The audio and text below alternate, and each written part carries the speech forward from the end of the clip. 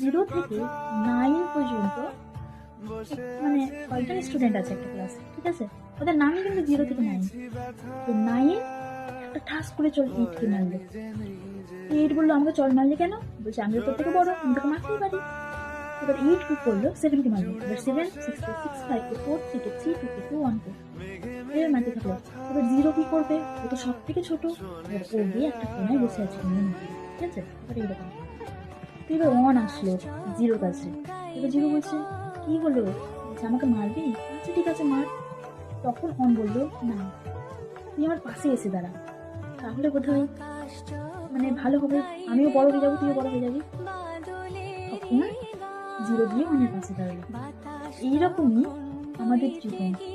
আমরা হয়তো কাউকে ছোট পেলে একটু হয়তো আমরা অনেক কিছু বলার চেষ্টা করি, কিন্তু আমরা যদি এটা বুঝি যে ওই মানুষটা যদি আমার পাশে দাঁড়ায় আমি তাহলে বড় হয়ে যাবো, সেই জিনিসটা মানুষ বোঝে না, তাই না?